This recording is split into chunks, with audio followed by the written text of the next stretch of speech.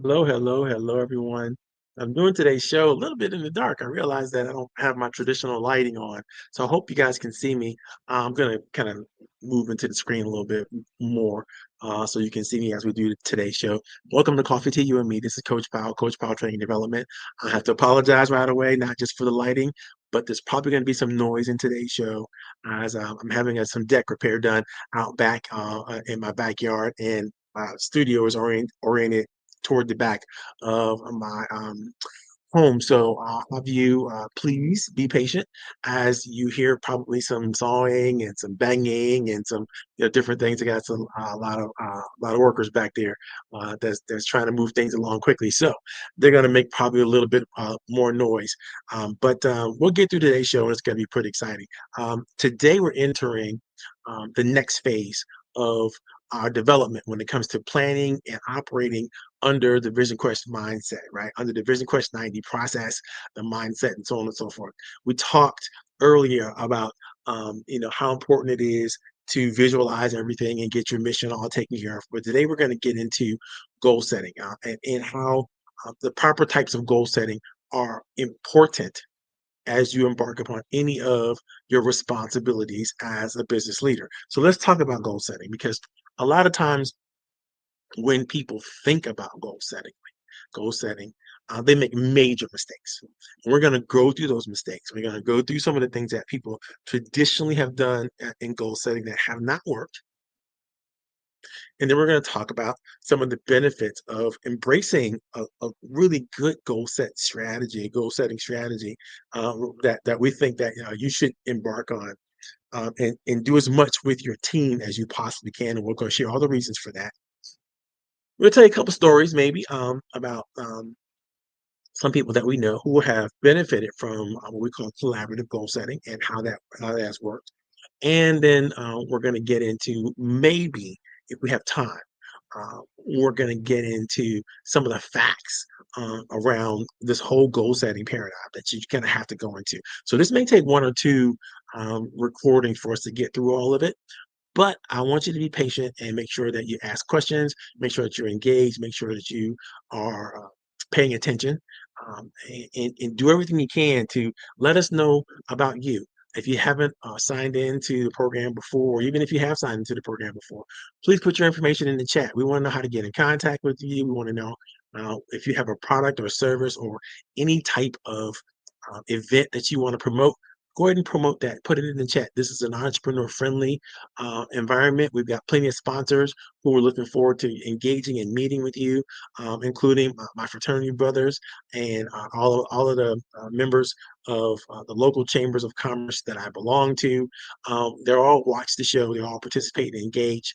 And so you want to make sure that you're getting in front of these people with your business ideas or your requests. So if you're looking for a job, if you're looking to network, if you're looking to do whatever, introduce yourself, put that information in the chat. If you have questions, of course, make sure you put that information in the chat. And of course, we always like, shout outs and a good positive feedback as we go along. So that's very, very important. For people watching on Facebook, on LinkedIn, on YouTube, so thumbs up, participate in the comments section, make sure you share, do all that kind of good stuff. Okay, so let's get right into today's topic, goal setting, right? When you are setting goals, all right, typically what tends to happen is you don't write them down, right? You don't do the work in terms of being thorough and comprehensive enough about your goals to meet certain metrics. So let me just be clear. You know, it's been about 40 years now that we've been sharing, and I mean all the training development experts out there in the world have said and agreed that goals have to be SMART goals, right? SMART is an acronym. It stands for specificity. It means they have to be specific, they have to be meaningful, they have to be achievable, they have to be relevant, and they have to be time bound or timely, right? And there's a time component to any really good goals. I mean, a goal that doesn't have a requirement of a timeline of some sort really is very, very difficult to stay motivated around achieving.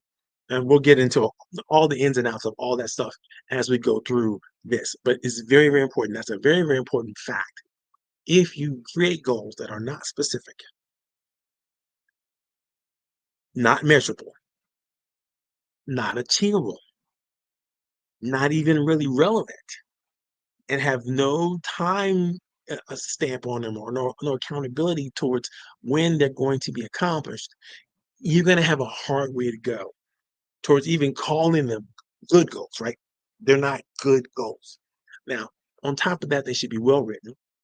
Not only should they be well written, they should be resourced in terms of having all of the various ideas necessary that you need to have out in front of you to make them strategic and collective with other people. And that's what we're going to talk mostly about in this next couple of weeks is collective goal setting. Why should you do it? How should you do it? And what makes a difference with it? And we find there's a couple of, I would say, motivational quotes that I like to share with you. And some of the authors you may know, some of them you may not know, but I want to share these quotes with you to sort of set the framework of what we're talking about when we're talking about this collective goal setting thing. Before we define collective goal setting and all that kind of stuff, I always like to kind of get your brain jump started with a couple of key quotes. And by the way, if you have any quotes or you know any quotes about goal setting that are meaningful, go ahead and put them in the chat. So here's a couple that I've picked out that I want you guys to think about. An ancient Japanese writer. I'm gonna murder his name right about now, but it's Ryunosuke Agutagawa. Yeah, that's probably right. Ryunosuke Agutagawa. It said, individually, we are one drop. Together, we are an ocean. So when you think about your team, don't just think about yourself. Think about the collective and what it means to be in a group of talented professionals who are all seeking to move in the same direction. How powerful is that? Edward Everett Hale said, coming together is a beginning. Keeping together is progress. But working together is success. Isn't that what we all want? Don't we want to be successful? Or do we want to just get started?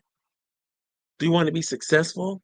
Or do we want to just, move along the continuum?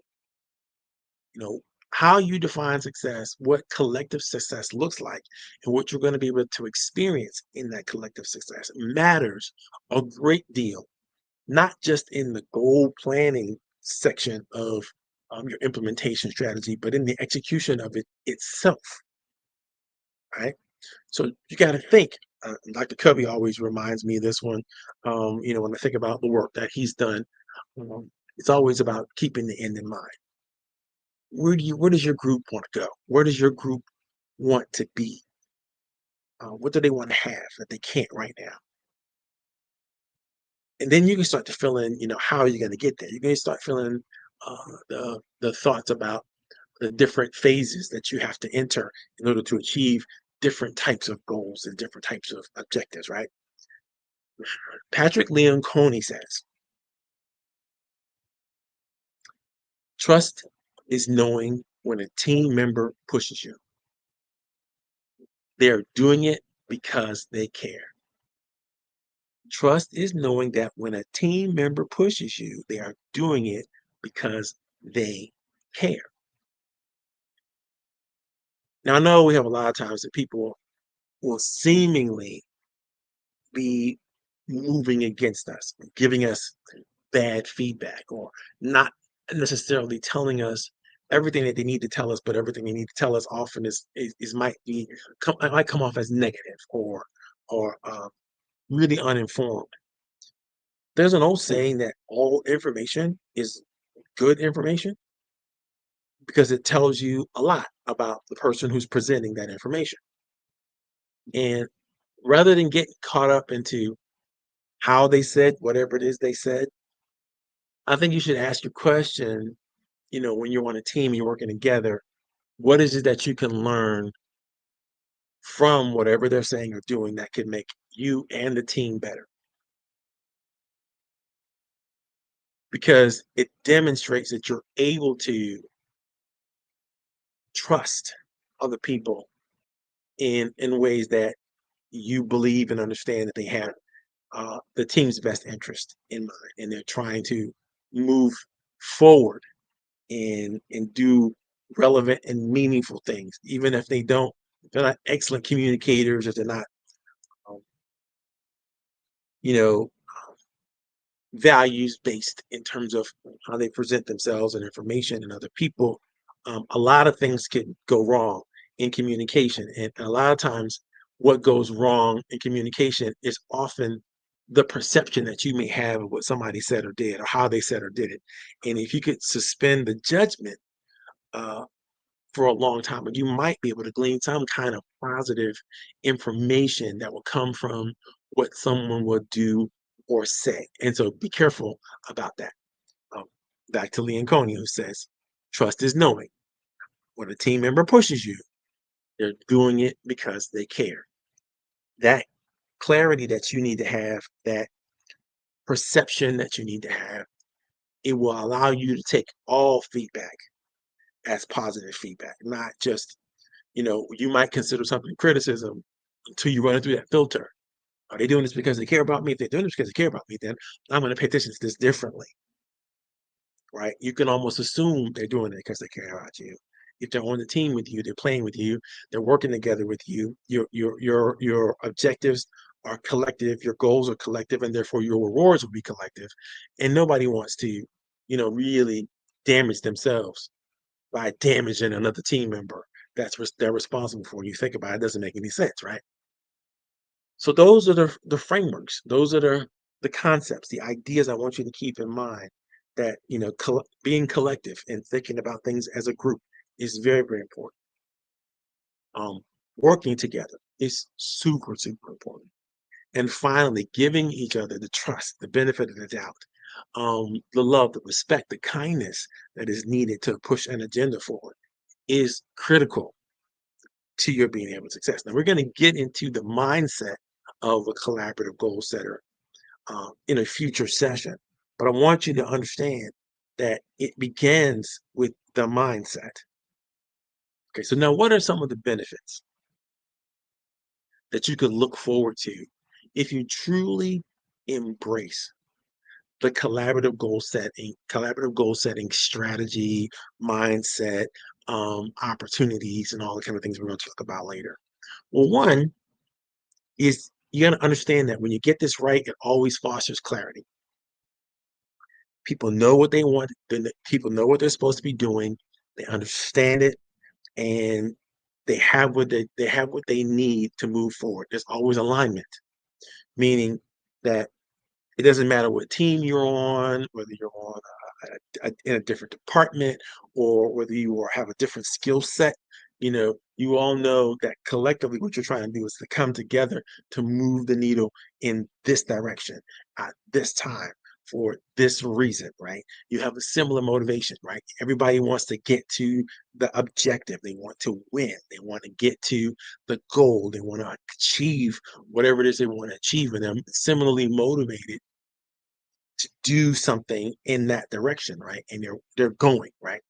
And then there's accountability, because everybody knows what everybody's supposed to be doing and how you're all supposed to be doing it, then it's much easier to ask the question, well, how is this particular technique or this particular activity or this particular task orientation, how is it useful to helping we get to the shared goal? It's easier to ask yourself that question, see where you fit in. It's easier to ask that question of others to hold them accountable, right? So it's all of this, and it all works towards a shared vision.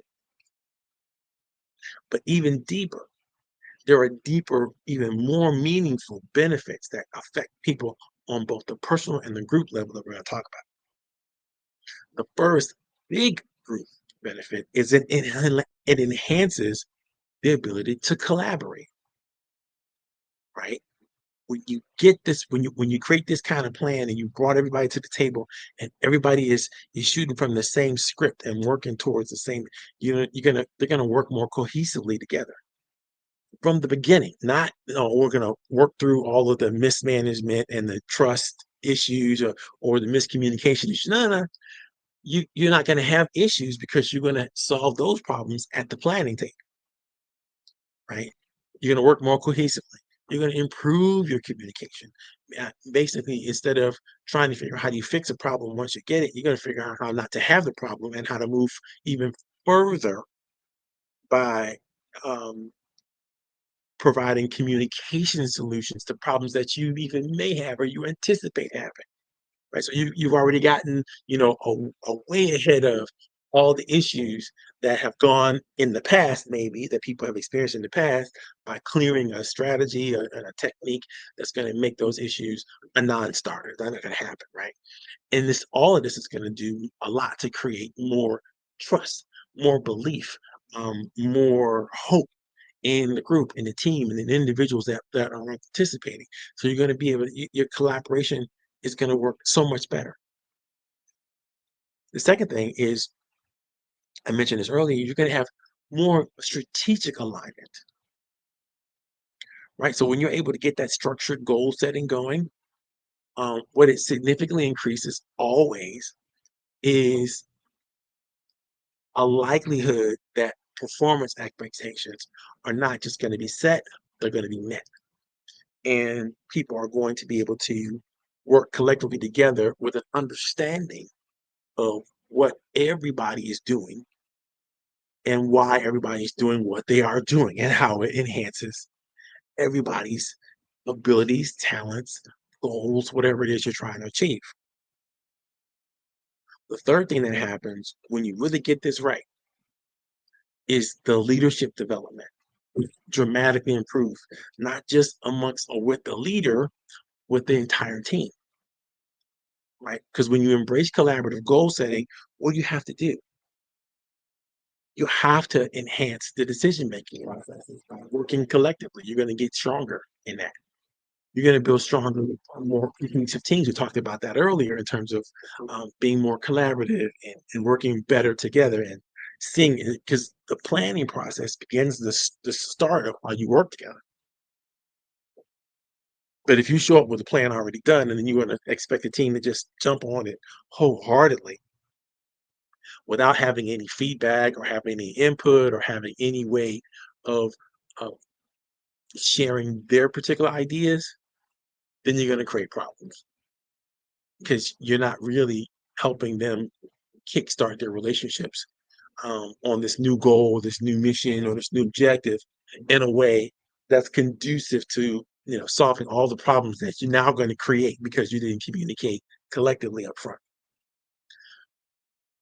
The fourth thing that's going to happen is they're going to, like I said, you're going to increase your accountability because you've created clear objectives together.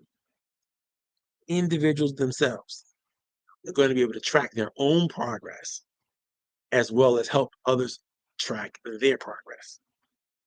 And it's going to be much easier for everyone to stay committed to the responsibilities that they have to move the needle and move things forward.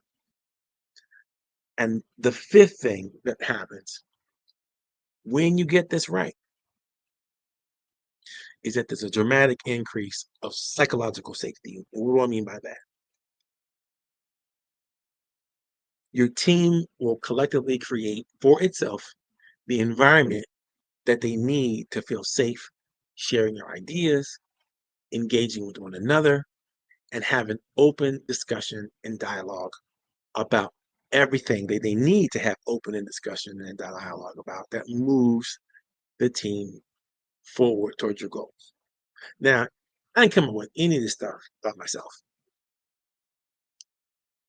It's the current research and the current studies that show that organizations who set up frameworks and use objectives well and use key results and foster a culture of accountability and adaptability are just more agile. Um, they work better in today's superior business environment. But there's a warning I want you to get because it's easy to gloss over and get excited about all the wonderful positive things that we can do and all the wonderful positive benefits that we can receive. But there is a danger to getting this wrong. And I think it's irresponsible to share all the good news with you without really, really sharing the other side of it, the dark side. Yes, I want you to have clear, collaborative, organized, goal setting strategies. All right. Because when you don't, what happens is you create a dangerous fragmentation and isolation within your group, your team, your organization. People feel shattered and broken under the weight of being overlooked, their ideas overlooked or themselves or forgotten, right? You don't want people to feel like they don't matter. And when you don't ask them to get involved in the processes of creating the objectives that are a part of what you're going to do as a leader, you're actually telling them that they don't matter. That all they are is cogs in the system. They're just implementation vehicles. They're not um, useful and even coming up with the best ways for them to work, even if you're working remotely or you're using some kind of hybrid work environment, right? You want people to feel like as they're doing the things that they're doing, you want them to feel like what they're doing matters and who they are matters to the team. But if they don't get a chance to share who they are and their ideas and their concepts, it's going to feel like they're isolated and quarantined and somehow set in the back of the bus. And I will tell you, when you're on a team where you don't see or feel like your contributions matter, that's extremely stressful and it's extremely demoralizing. And you're not long for that area, or even if you do stay for a long time, it's not an area where you're going to experience very much well-being in that regard. You're not going to have a lot of friends and connections, and you're not going to have a lot of engagement that helps you grow personally or professionally. And it's very important that we all receive that. So you don't want to fragment or isolate people. The next thing you don't want to do is you don't want to create improper communication between the leadership and people that you have to work with or everybody else on the team, right? Because you want people to feel valued and trusted. And it's literally impossible to empower someone that you never share and you never communicate with how committed that you are to them, how dependent you are on them, how much you believe in them, and how much you're willing to work with them to give them proper guidance, proper direction, proper mentorship, proper resources, right? When you don't communicate these things to people, how do they know that you're going to be there for them? How do you know? How do they know that you matter or that they matter to you? You have to be able to communicate these things. The other thing that happens when you don't get this right is you kind of guarantee you lock in underperformance because what happens is the despondency and the lack of a clear, cohesive approach will make people feel like they really shouldn't give all they could give to the objectives or to the strategy of the team, right? They're not going to bring their A game to a situation where they're just going to be made to feel irrelevant and insufficient, and there's always going to be some discrepancy because what was said that needed to get done actually wasn't the thing that needed to get done. And so what they did wasn't actually the thing that they should be doing. And so therefore there's going to be some problems with accountability. People are going to start to hide stuff and not omit pieces of reports and not tell the entire truth about what happened or what didn't happen. And you're going to find that as that happens, mistrust is going to develop and people are going to stop sharing um, their best, their absolute best. They're not, they can't, and you can't blame them because Why should you give your best to something that you don't quite understand? And no one's taking the time to help you understand what it is that, you should do, or why you should do the things that you're doing, or what how does it make sense in terms of the overall responsibility of the organization. So not only is there, you kind of lock in, you guarantee underperformance because of the lack of clarity and the lack of accepting of responsibility. There's increased uncertainty. No one knows what anyone really will commit to. In fact, what they do know is that they're not committing their best work. You can see that. You can see that on any team. I don't care if it's a remote team. When you ever get the team together and you start to, report in or report out, you can see who's not sharing everything that they're doing, or whatever they're sharing. It just seems to be the same thing week in, week out, and it's nothing different, nothing new, nothing interesting. It's just same old, same old. It's like cut, copy, paste kind of reporting, right? Which is much different than, someone who's engaged and actively engaged, because they have, not only do they have, reports of things that they've done, but they also have questions that they're asking about, how others are doing and what they can do to help other people move themselves forward. And you're going to see that too, because people are going to be reporting out. It's like, oh my God, someone so helped me with this project, or they helped me with this part of the project, and they helped me really figure out the smartest way to approach this. And I'm really thankful for that. You can help but share that information if that's really what happened, and you feel grateful, all that kind of good stuff. So what happens when there's increased uncertainty? People, they don't know about their job stability, they don't know about where they fit on the team. Um, the personal health may start to suffer. Of course, you're going to have more indecision, and uh, there's going to be less assurance and resolve to get things done. There's also going to be a lack of responsibility. People are going to take less um, of an opportunity to, volunteer themselves and their services for extra responsibilities or extra duties. They might not even be performing or doing the duties and responsibilities that they are kind of responsible for.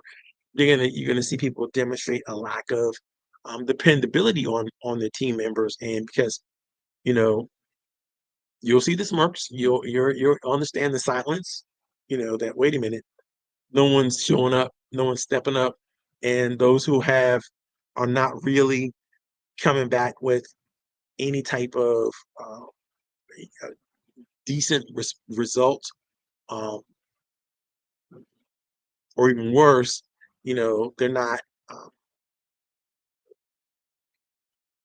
demonstrating that they're fully engaged in the process. And the last thing that happens when you don't get this collaborative things right, you're gonna increase your vulnerability, because, like I said earlier, everyone who is underperforming because they have lack of communication and there's increased uncertainty, obviously are now not going to feel as safe.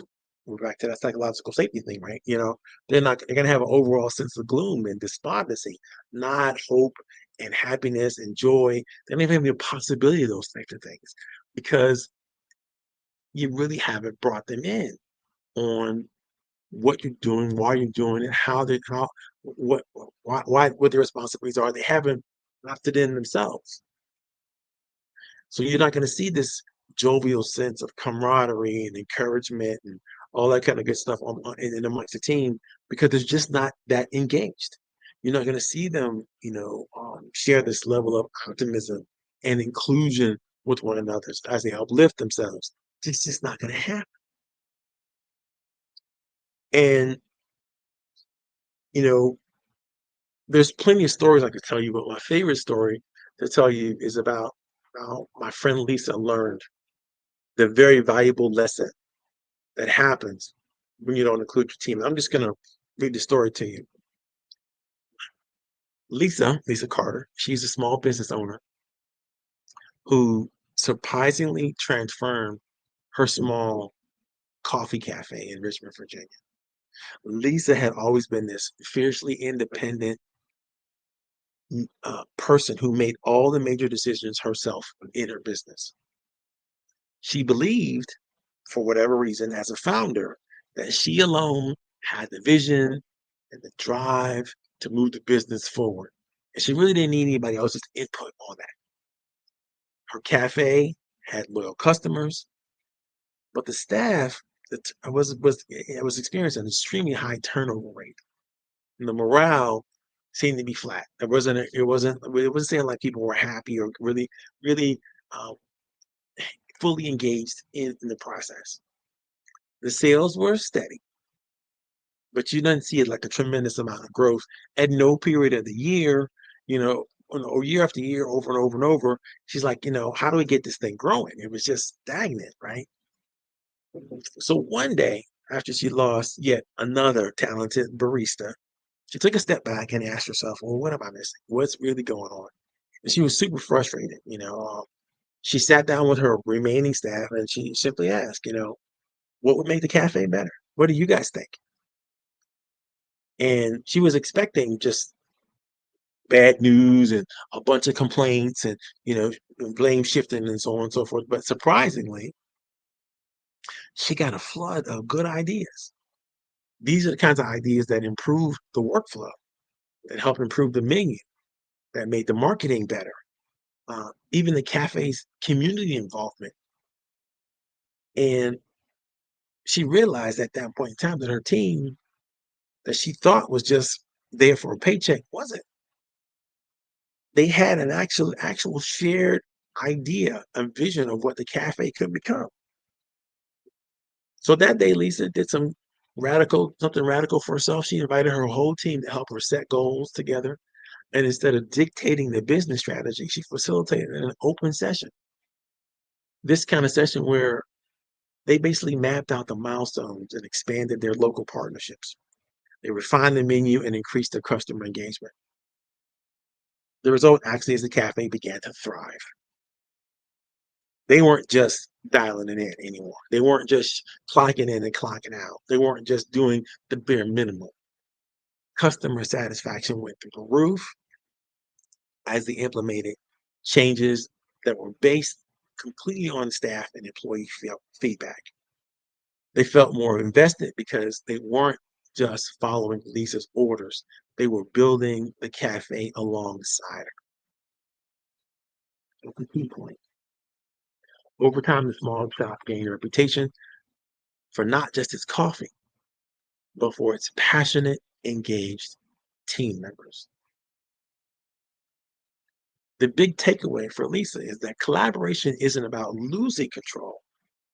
It's about unlocking the potential that she never considered in the first place.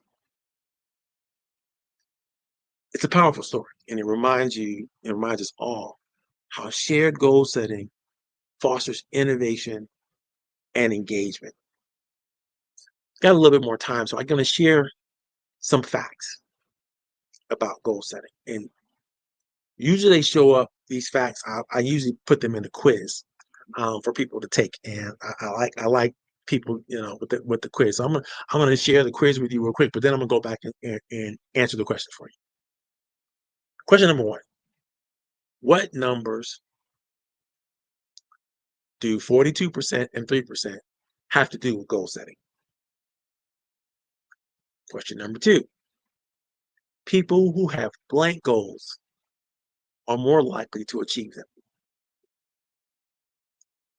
Question number three: what practices will make you twice as confident in achieving your goals? Question number four: what kinds of goals lead to higher levels of performance? And then the final question is, what strategy helps best with accountability and motivation? So here we go. These key statistical facts I pulled from HQ Hire, Founder Jar, and Dreammaker.